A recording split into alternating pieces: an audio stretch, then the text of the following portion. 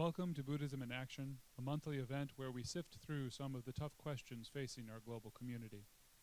Our guest speaker is licensed marriage and family therapist Julia Hengst.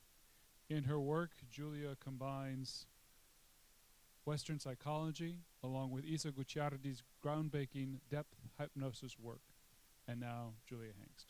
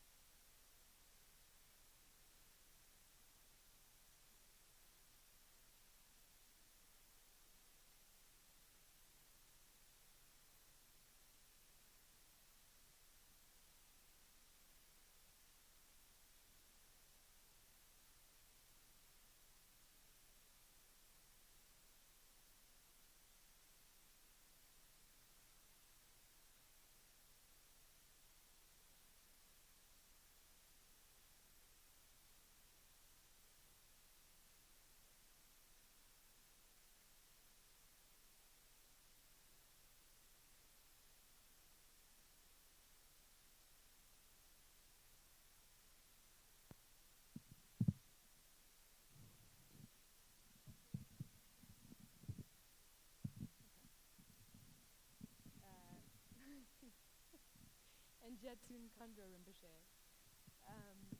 The Sacred Stream Center in Berkeley synthesizes that one of the main programs that is taught there is depth hypnosis. And it's something that as a clinician, a therapist, I went through a 2.5-2-year certification process, and it's pretty groundbreaking work. Two of the people who are on the board of directors, for instance, at the Sacred Stream Center are Dr. Robert Thurman, the esteemed Columbia professor and friend of the Dalai Lama, and Thupten Jinpa, His Holiness's main translator of many, many years. And one comment Dr. Thurman said about the future of Buddhism in the West is that it's going to become a combination of psychotherapeutic elements and engagement along with meditation. So part of what we're going to do is bring in one major element that will help ground a lot of the work that a lot of us do with our meditation in a really practical way if we're drawn to the path of service, which is basically any type of work where we want to be of service and of benefit to others. And I just want to honor that both of the sources of the material that I will mostly be citing tonight are women on this historic night when also, potentially, we could have our first female president. Who knows what's going to happen? Exciting times. So just to give you a brief introduction, I've been a licensed marriage family therapist since 2011. I've been involved with the FPMT Foundation for the Preservation of the Mahayana Tradition for, actually it's 20 years this year since I took refuge with His Holiness. I've lived and worked in several Dharma centers, worked for Mandala Magazine, and went back to college, got my graduate degree in counseling psychology, and have generally been drawn to the path of service, just wanting to be of benefit to others in any way I can.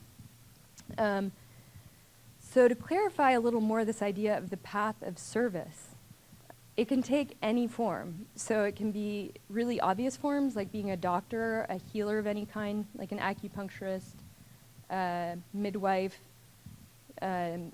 nurse, teacher, scientist, computer coder, programmer who's working to help others in any way, firefighters, students, you name it. The path of service can take any form. It really depends on our motivation and our intention. The thing is, a lot of us can consciously or unconsciously transfer some of our ideas from other religious traditions or our upbringing, our family cultures, into the path of service, where we have this idea that denying our own needs and kind of not focusing on our own needs and focusing as much as possible on others is equated with being virtuous. And almost some of us can get this idea that self-denial is a path to transcendence. And the reality is, for a lot of us, it can actually lead to burnout, to resentment, to conflicts, to tension, to stress, if we don't focus more on our own needs in a healthy and balanced way, so that we can continually have a replenished teacup, so that we can, offer the overflowing tea to others. So from the Buddhist point of view, there are different ways that we can recharge our spirit and refill our inner cup. Meditation, offering service to our teachers, offering service in Dharma centers, making offerings, doing preliminary practices, and practicing generosity with your time, with money, with, you name it. Jetsun Khandro Rinpoche, she said, about 30 minutes a day is pretty crucial for recharging our soul and connecting ourselves to our higher consciousness, to our spirit nature.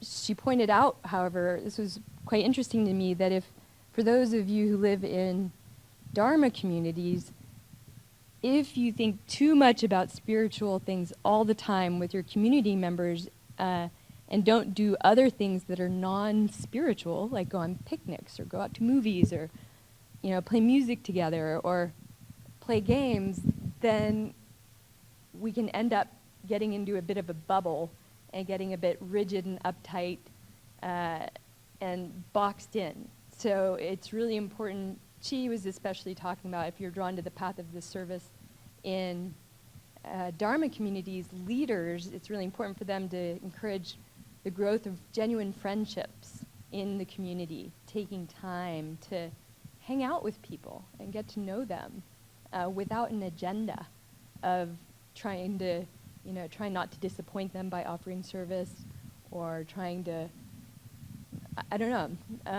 do somebody else's work for them. Just hanging out, getting to know people. That can help everybody in the community be on the path of service in a more balanced way. Dr. Gutardi, I'll call her Isa from now on, she's one of the first teachers and mentors that I met who put a lot of Buddhist issues that I was seeing at different communities, and also in the world of therapy, by the way, into, I would say, more psychotherapeutic terms. And she said that as we enter the path of service with the genuine intention to help others, part of the process is learning how not to help others. So some examples of how not to help others might be constantly dropping our own needs and taking care of everyone else's before ours, saying yes when we really want to say no, perhaps to avoid hurting somebody's feelings, working too much and not taking enough breaks, or the opposite, not working enough and procrastinating, and not focusing enough, entering into or staying in codependent relationships where you kind of become a crutch for somebody else and they become a crutch for you. Isa likes to say that there's the possibility of developing healthier interdependent relationships rather than codependent relationships. So that can help us be on the path of service in a more balanced way. A lot of us drawn to the path of service are rescuers. We want to rescue people, and especially if we see them suffering. So constantly rescuing others, doing their work for them, even doing their emotional work for them, figuring out their problems, paying for things, all sorts of examples like that, that can be a way that can lead to burnout in the long run and resentment. Focusing on others too much in general, and blaming ourselves or blaming others for problems. like doing either extreme. That's not very helpful in a conflict. Really, there's never one person that's at fault. So having open communication is helpful. As Venerable Tenzin Choki likes to say, in Buddhism, there's nobody that we can blame, and there's nobody who's going to come rescue us. So we have a lot of responsibility on the path of service. It's important that we learn how to give and receive in a balanced way so that we can stay replenished, charged up, and inspired. Some of us might need to tighten up our boundaries and become more focused and develop more self-discipline. Some of us might need to loosen up. And it's important to know that you can't make blanket statements about the path of service. And part of what we're doing tonight is we're going to go through an experiential process where I'm going to help facilitate you in getting in touch with your own needs so that you will know what your needs are and if you're staying connected to them, which will help you not burn out or become resentful in the future. Khandro Rinpoche, she once said that all of our neuroses can be transferred directly from our normal way of thinking into the Dharma world. All of our neuroses can just get transferred right in, but there's still real ways of avoiding the real work, which is transforming the ego. And this practice will help us tune in to specific ways that we can start to transform our ego. Isa once kind of confessed during a workshop that she's a compulsive helper. And do any of you know people at Dharma communities who just want to help compulsively? Yeah, she was like, you basically have to tie me up to stop me from wanting to help others. And over many years of practice, she learned ways of helping others in a balanced way and maintaining a healthier lifestyle. When I started this training a couple years ago, I was working at a pretty rough high school with a caseload of about 20 to 25 teenagers with pretty heavy trauma, and it was 20 to 25 kids packed into 4 days of work, and then paperwork on top of that, and I was getting burnt out. And I really wanted to help these kids, though. This was the way I was trying to put Buddhism into action and offering service. However, I started noticing signs of burnout. I was becoming avoidant, especially about paperwork. I was becoming a bit apathetic about the work in general. There were certain clients that I didn't want to see who triggered me more than others, where I used to have more patience. I felt more irritable, both with my coworkers and with certain clients. I was self-medicating more with alcohol, with Netflix, with various other distractions. And in general, I was over-focusing on other people's needs and emotional issues and avoiding a lot of mine. And that was around the time, thankfully, I was called to the Sacred Stream Center and started learning about how to attune to my own needs on a very down-to-earth level. Early on, she shared an analogy that kind of blew my mind. And she said, I used to, if I saw somebody suffering and they were drowning, this is an analogy, obviously, I would rush into the water and try to save them and try to help them get to shore. But what I found was happening was that I was drowning with them. I would get pulled down, I would get exhausted. Now I sit on the shore and I throw out life preservers. And that was a game changer for me. Because the idea that we need to be in touch with our own needs and come from a really balanced place to be able to help others, even if that means saying no sometimes at the beginning, that changed my life, actually. So we have to learn how not to help others as well as how to help them. And the first step is getting in touch with our needs and seeing how much we're really taking care of ourselves in a genuine way. Apart from the... You have a question? Yeah, I have a question. I'm curious about whether it would be true to say that somebody who's in a healthy place in terms of caregiving, whether they're, because you mentioned before about the cup that's kind of overspilling. I really like that image. Yeah. Hopefully not just because I'm British. Teacup reference. Whether someone who's coming from an authentic, wholesome place of service has a kind of a joy in their heart, and that keeps being replenished. Is that an idealistic way of looking at it, or is there some truth to that statement?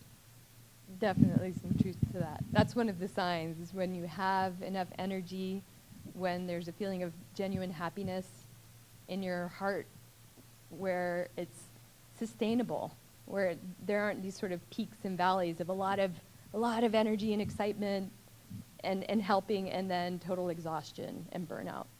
If there's a regularly consistent, how would I say this, continually replenished source of happiness inside, wonderful. Yeah. So that really happens. Yes, it's really possible. Yes. And I think a lot of people have had at least moments where we've gotten a taste of that, like Lama Yeshe says, where we've tasted the real chocolate, whether it's in meditation or whether it's making somebody else happy. Dr. Robert Thurman, he was talking about interconnectedness, and he uses this term which cracked me up. He likes to say we're all infinitely entangled. All of our karmic fates are infinitely entangled with everyone else's, or you could also say interconnected. And once we realize that we're all connected and that taking care of others is in our own highest interest, then it becomes easier to take care of others. It's just important to know how not to, or ways where we might burn out sooner. So, from a Dharma point of view, there are practices that a lot of people are familiar with, practicing the Eightfold Path, practicing the 10 virtuous actions, avoiding the 10 non-virtuous actions,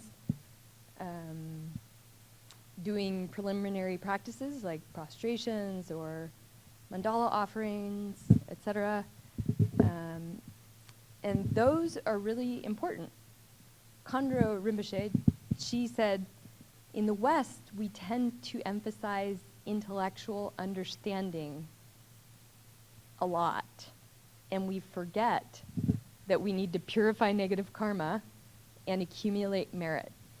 And so I remember she was being fairly hardcore with some of the students of like just going to teachings over and over and getting these intellectual understandings is not enough. You can't, she said, Westerners, you start thinking you can just will things into being. And it's not that simple. We need to actually create the karma. We need to plant the seeds for the results to happen. So this process that we're going to do tonight is a way of supplementing maybe some of the more formal Buddhist practices with a down-to-earth game plan of getting in touch with your most basic needs. And it might be surprising what you learn about yourself in this process. So again, just to remind you, a lot of us think this idea of self-denial is virtuous. It's not true. Look at how happy people like Lama Zopa Rinpoche are, or the Dalai Lama. I think they have that genuine happiness in their heart, even though they're constantly busy all of the time. So we can learn how to do that in a balanced way too. If we don't know what our own needs are, and we're not congruent with them, which means if we're not in alignment with them, then, as Isa said, we end up being in servitude to others instead of service to them. So it's almost like we're chained to people, and we can create potentially negative karmic patterns if we're not staying conscious of, our own needs and doing it from a genuine place of altruism. So to say this in reverse, the less congruent we are with our own needs, the less we are truly of service to others, and the more we are in servitude to them. So this is tricky. When I was taking the Path of Service class, I've been a student of Lama Zopa Rinpoche for a long time. And for anyone who knows Lama Zopa Rinpoche, he is somebody who's one of the most amazing examples with multiple eyewitness accounts over many, many years now of somebody who literally dedicates every waking moment, because I still think he doesn't sleep, to helping others. And it's hard to kind of step that down when we have such amazing real life examples. It's part of this work, and I think what Dr. Thurman was saying when he said the future of Buddhism in the West is going to be bridging psychotherapeutic techniques with Buddhism, is realizing we need to take some steps to get to the level of Lama Zopa Rinpoche, and here's some of the steps we can take. And it can be really, really helpful. It can take lifetimes to get to the level of somebody like Lama Zopa Rinpoche. So it's important to have, patience with ourselves and kindness. It's also important to note how much time Lama Zopa Rinpoche, other teachers, they take for retreat, for going to teachings, for reflecting, for taking time away from others. So they're actually modeling good behavior. I sound like a therapist. They are, though. They're modeling good behavior for how to take time for oneself and not always being, around others. In a teaching I attended, I believe it was a couple years ago with Khandra Rinpoche, Jetsun Khandra Rinpoche, not Kadra Law, by the way. And you can see a lot of her videos online. She said it's really important to take time to focus on yourself. And what might look selfish in the short run, in the long run, can be the most beneficial. And that when many of us practice Buddhism, we get this perfectionist ideal in our heads and think we need to be at this level right away. And she said that strong fear arises in our minds, that we're not a good student, we're not a good practitioner, we're not a good meditator, we're not good enough. And a lot of us in the West, in particular, she said, we don't become kinder to ourselves, and in fact, we become mean to ourselves. And I will say, personally and professionally, in my work as a clinician now, self-hatred, a strong inner critic, strong self-judgment, it is at epidemic proportions. It is pervasive. So it's really important to do anything we can to help reduce this plague. It's really like a plague of self-hatred, especially I've been working with teenagers, and it's really painful to see. So what we're going to do tonight can be one thing that can help us start to reduce that inner harshness and help us become actually kinder to ourselves. One thing she said that was very thought-provoking to me about that fear that arises in us is that the actual fear, the cause of the fear, is resistance to changing. So you might even have resistance doing this exercise tonight. I know Isa was like, Julia, you might want to take this course again. I have not yet registered, but I will. I'm going to actually go through this process myself. So now I'm going to actually share the tool for getting in touch with the needs that will help us tune into our own needs and start to work with that resistance to changing our egos so that we can become more congruent with our own needs and our own Buddha nature. So one thing that might help to have is a piece of paper and a pen or any sort of device that you can write a couple of notes on. This is not all going to be intellectual. And the first step you're going to do is write down the following 4 words. It can either be on separate pages or just allow some space under each word. The first one is spiritual. And then mental.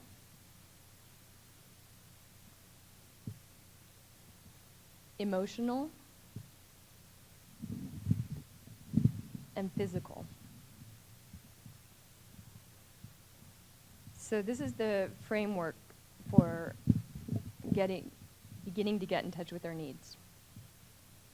Now, just to give you a brief bit of background on depth hypnosis as developed by Dr. Isa Gucciardi, it is based on they're called the 4 pillars of depth hypnosis.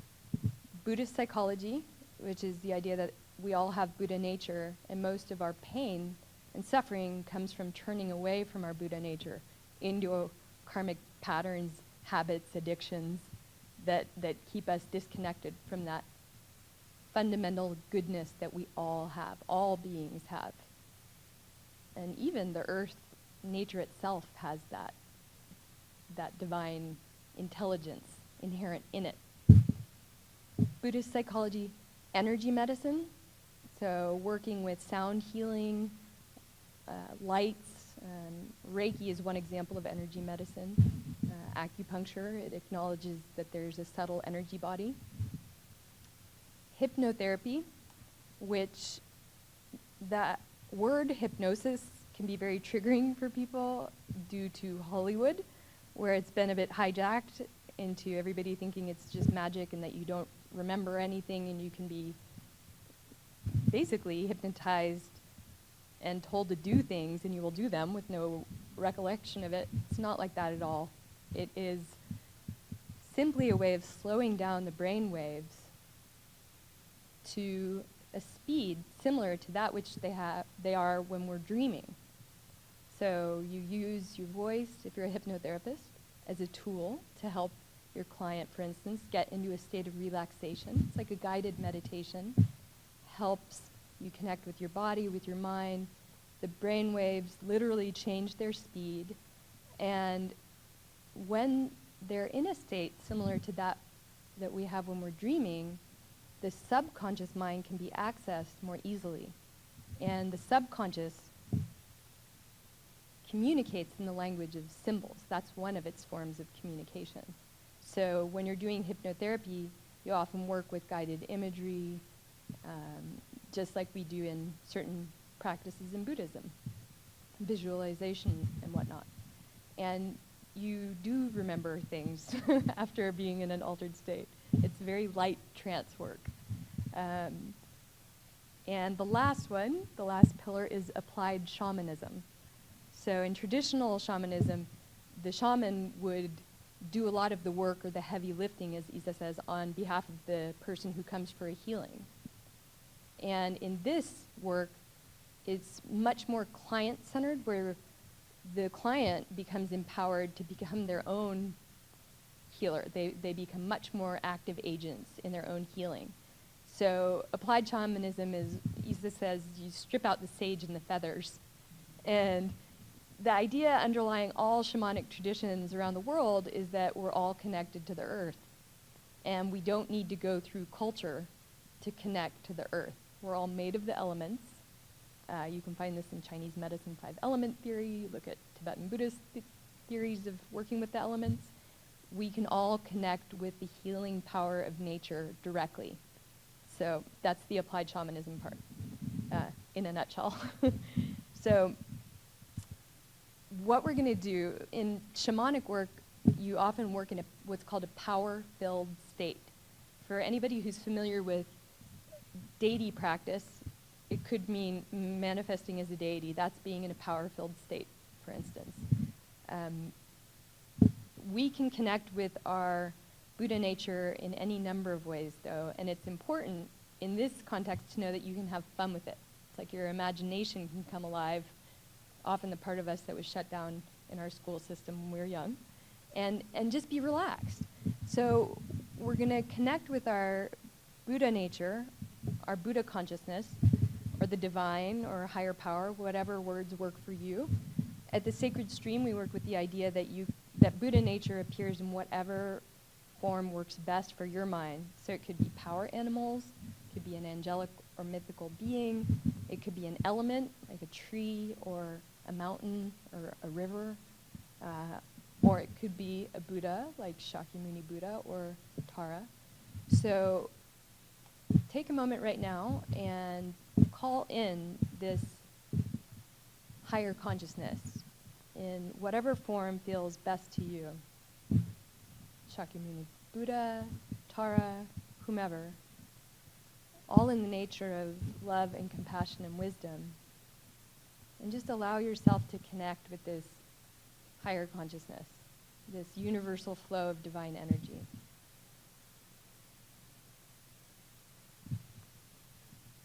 This is one of the ways we can start to replenish that inner teacup. And in the Tibetan tradition, we're used to often inviting the Buddhas to the crown of our head. In this case, they can be sitting behind you, they can be sitting in front of you, or next to you on either side. You can have fun with this. It's actually pretty creative and wonderful. So just allow your mind to be relaxed and not worried about where the teacher is in this situation. Just follow your intuition. And make a request for help from this inner Sangha, this inner guru, for help getting in touch with your own needs. Shining the light of higher consciousness on areas in your life where you have needs that need to be met so that you can stay replenished. So now, once you've connected, take a couple moments and write down 3 to 5 words or needs under each header, under each word. Under spiritual, mental, emotional, and physical.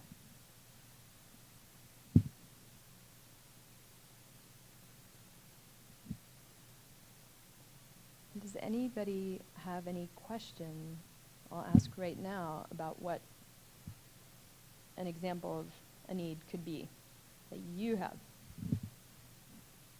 Or is anybody willing to share an example?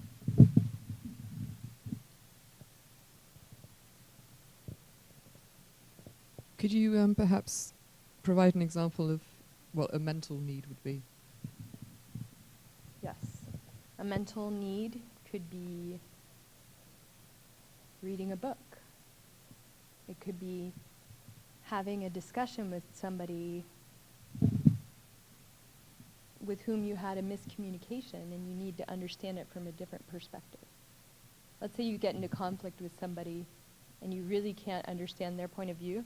A mental, it could actually overlap with an emotional need, which, by the way, you can overlap needs in all of the categories. You might need to check in with somebody else for help getting mental clarity on what that person's point of view is. Does that make sense? Yeah, thanks. Okay. That could also meet an emotional need too.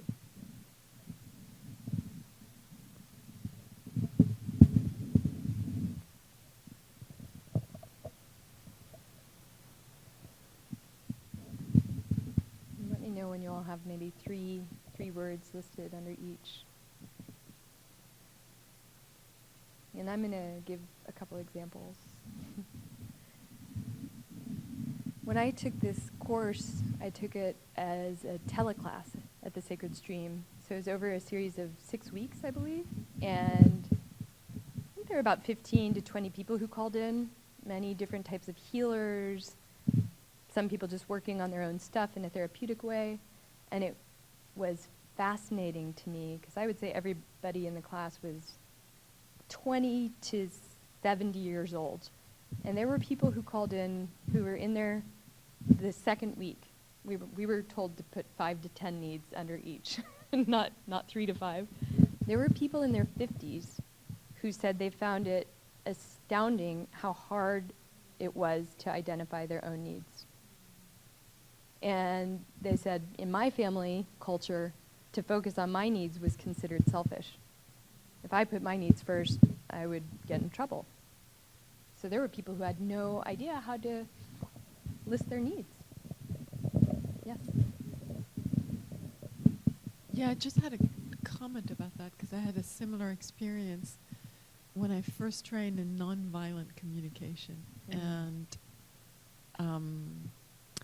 And so part of the process, they help you articulate the need behind whatever energy is arising, or help the other person understand what's behind. And I remember when they gave us this little flashcard with a long list of needs by different categories. Yes. Connection, whatever that means. And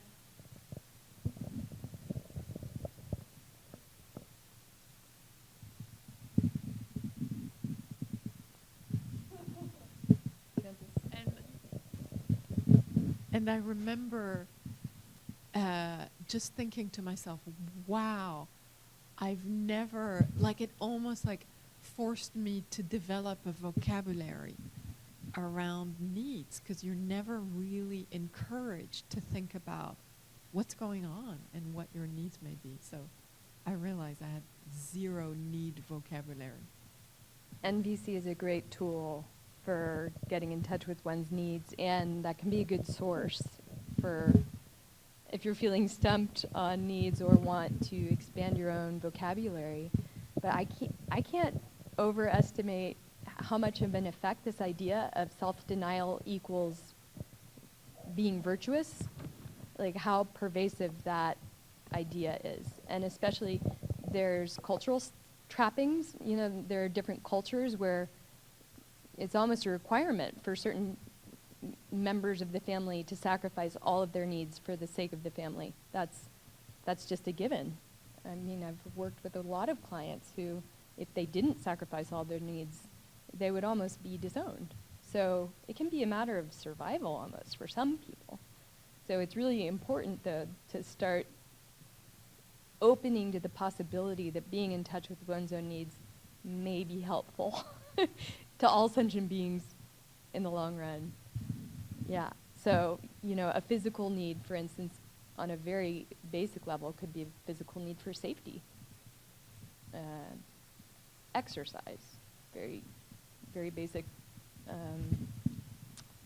physical need. Human affection, the Dalai Lama always talks about that. And as a massage practitioner, I was very amused to find out that there was an article saying even a bad massage, like by just a friend who just kind of like rubs your shoulders in a kind of haphazard way, reduces cortisol levels in the brain. And cortisol is the stress hormone. So just having a friend rub your back when you're having a rough time, or doing that for somebody, reduces the stress hormone in both people. So physical affection, there's a reason the Dalai Lama talks about that at almost every public talk. Human affection, having a pet even, doesn't need to be human affection, is a basic need. Some other examples of needs that could be in any category. Allowing yourself to have more fun. Remembering what gives you pleasure and allowing yourself to have that. That could mean going out to dinner or meals with friends, laughing more. It could mean, if you're somebody who, for instance, shares a lot, it could mean sharing less and giving a little more time to others and playing around with it. Perhaps you have a need to say no to others more, or a need to say yes to others more, to take risks.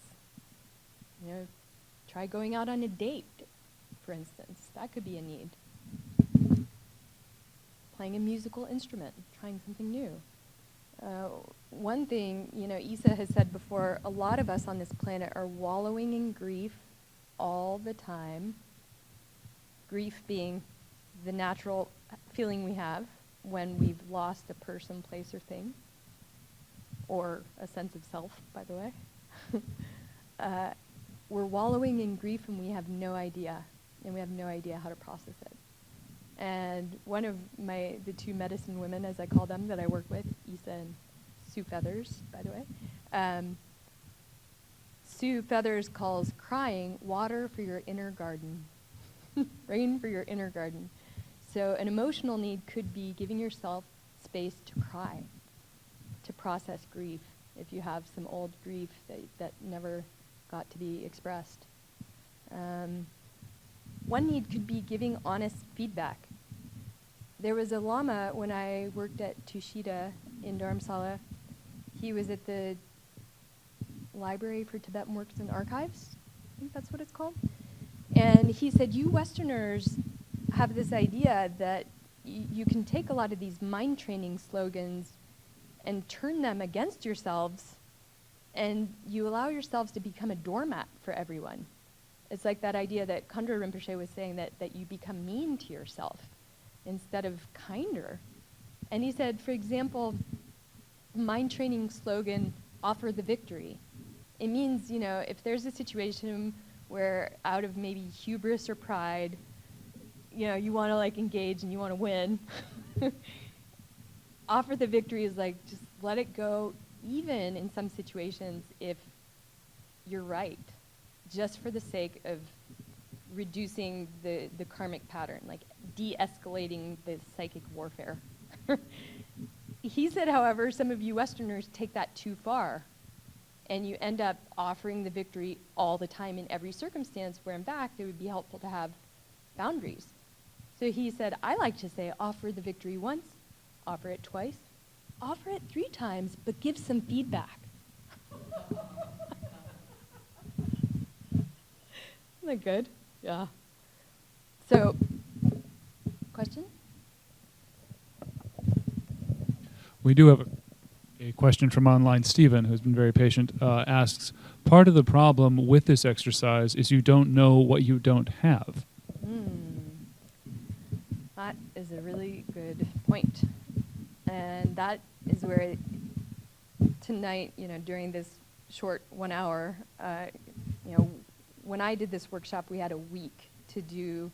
We did it in a sort of journey format where we connected with our guide and we were asked to be shown our needs. So this isn't something, Khandro Rinpoche likes to say, Westerners are always looking for shortcuts. So it's important to give yourself time to really contemplate needs. Google nonviolent communication list of needs and brainstorm and see what clicks. And what are some other examples of needs? Can any of you name some needs that you put down on your list?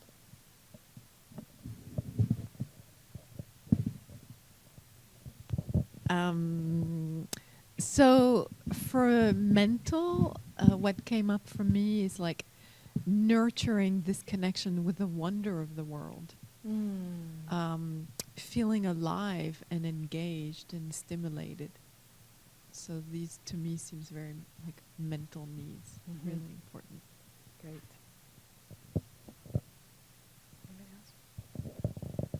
Yeah, actually for physical, what had come up for me and what you mentioned earlier was just the opportunity and really the need to go out and explore nature and be a part of nature and walk on earth and sort of inhabit and be inhabited with nature. Yes. Nature is a huge one. Great. Yeah. Play. If you get too serious, play. Sense of humor. Or developing more self-discipline could be a need, for instance. Physical could include things like dietary changes, getting in touch with what foods nourish you better than others, perhaps trying alternative medicine, going to a doctor for a checkup, playing music, listening to music. Lama Yeshe said watching movies was a great way to meditate on the suffering of cyclic existence. He said it's a great Lam Rim meditation. So some people are like, oh, I've given up movies. Well, there is a danger for some people of it developing into an addiction, watching movies. So it's always finding the balance, which is going to be the next step here. But watching movies could be meeting needs on all of those levels.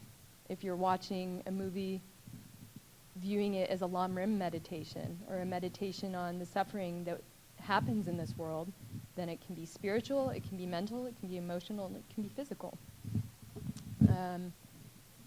So you can ask the next important step in this process, and it was Stephen who, yeah. is really connecting with your higher consciousness, Buddha nature, and asking for help to see the needs clearly. And giving yourself space, which could be one of your needs, by the way. Giving yourself more space to tune into yourself and learn about needs. I will say this, for instance, as a therapist, I just recently read an article where the 3 emotions that men are most socialized to be able to express in this culture are pride, contempt, and anger, whereas women are socialized to have a greater range of emotional expression. So for some people, gender aside, this goes for every gender orientation, increased emotional vulnerability could be a need, or getting in touch with one's feelings, for instance. And if you notice that you're resistant to any of these, first of all, it's important to ask your teacher to help you see how congruent you are with your needs right now. Is it not even on your radar where you don't even know that you have a need there? In which case, one of the steps you can do, and you can ask your teacher, your guide, to help show you, what do I need to do to become more congruent with this need? Maybe it's looking up the NVC, nonviolent communication list of needs to get a jump start on this idea. Are you so on top of this need that maybe you need to expand the list to other needs? Or are you consistent enough with this need that you feel pretty congruent with it and balanced? So, for instance, if you have a need to go to the gym 3 to 5 times a week, you can ask your guide to help see where are you in relation to that need. If socializing more, if you're somebody who isolates, perhaps, if you struggle with depression or anxiety, and you have a tendency to go into hibernation and isolate, perhaps you have a need to reach out to one more person, just send one text message. There is actually interesting data that people who reach out to 6 people per month just to say hi end up being happier in the long run. There are longitudinal studies that could actually put a number to it, by the way. So it's really important to connect with your guide, your Buddha nature, and ask for help to see how congruent, how in alignment am I with these needs? What are obstacles I have to being in congruence with them? Some obstacles can be sheer laziness. For me, I know meditation, some days it's just like total laziness. Some things can be logistical, so it's important to give ourselves a break. If getting to a gym or if getting a certain need met is actually difficult, it's important to realize we can't fix everything all at once, and it might take some time to get more congruent with one's needs.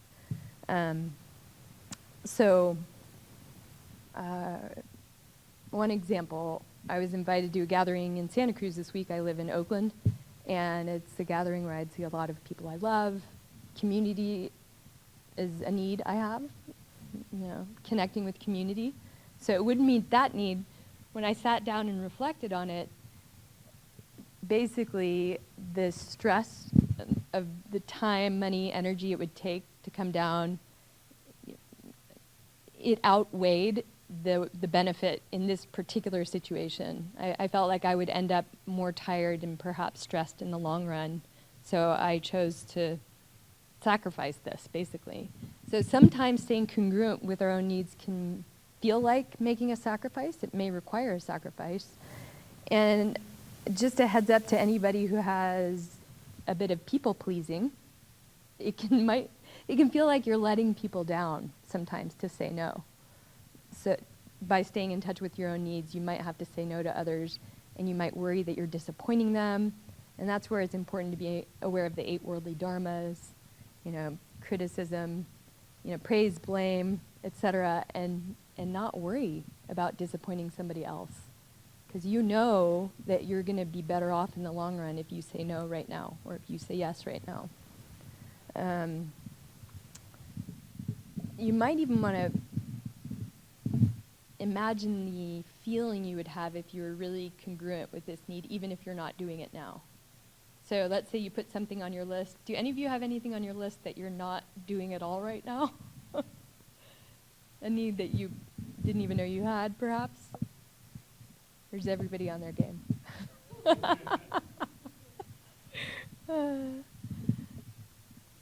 Oh, everybody's on their game. All right. So, well, it can give you a taste of that, replenished teacup if you imagine what it would feel like if you were meeting that need more consistently. Getting regular exercise, giving yourself time to read a book or do something that, you did when you were young, like drawing.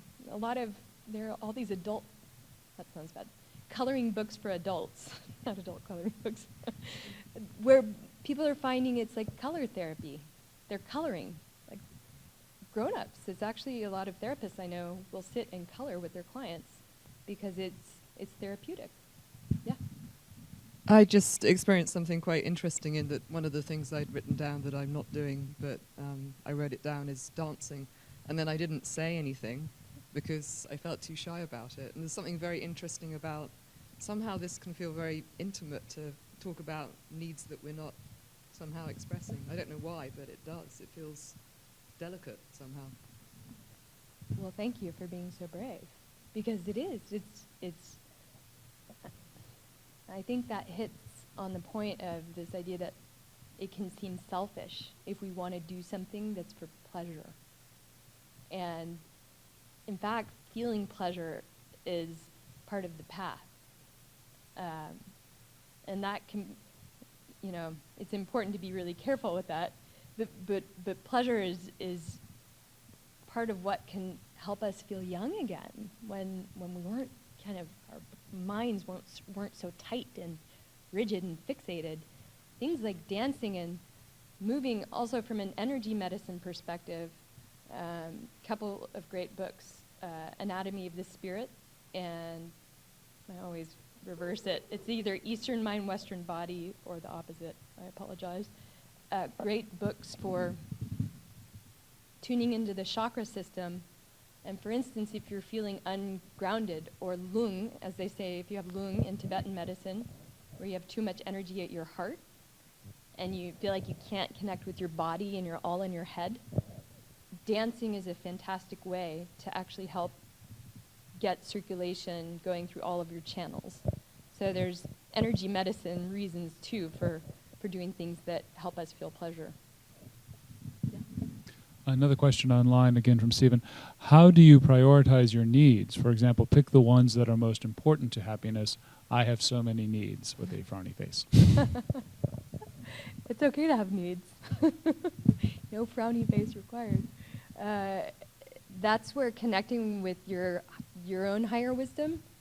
So I don't know if Stephen works with deity, Shakyamuni Buddha, Tara, whomever, or just a ray of light that represents Buddha consciousness. That's where asking your guide, or I'm using that as shorthand for Buddha nature, can you please help me prioritize these needs? Which ones are like code red, DEFCON 10? What do I need to get on right away? Because I know people who have literally made themselves sick. In the therapy world, there's no end to the amount of help that's needed, the amount of trauma that's in the world. I know therapists who have just run themselves dry helping others, to the point where they've gotten sick, really bad migraines, you name it, and it took them getting to that level to go see, for instance, an acupuncturist. So the idea here is that this is preventative medicine. Getting in touch with our own needs here is preventative medicine. So hopefully that helps. So again, the whole motivation here is that this practice can help us develop kindness and compassion towards ourselves instead of self-hatred and becoming meaner to ourselves. And we don't need more self-hatred and self-judgment in this world. We need more compassion and kindness.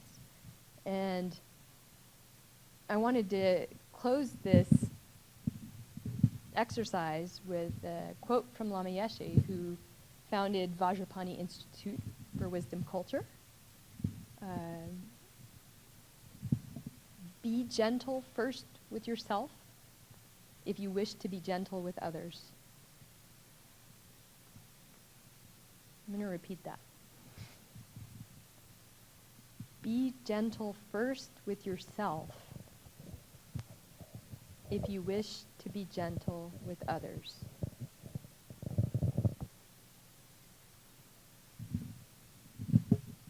So, I'm going to offer one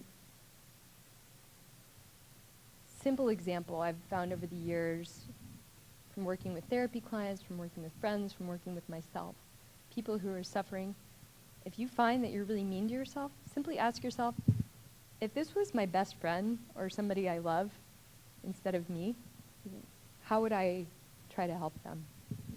And that can be one way of sort of getting outside of your own head and becoming kinder to yourself. So, yeah. Any questions?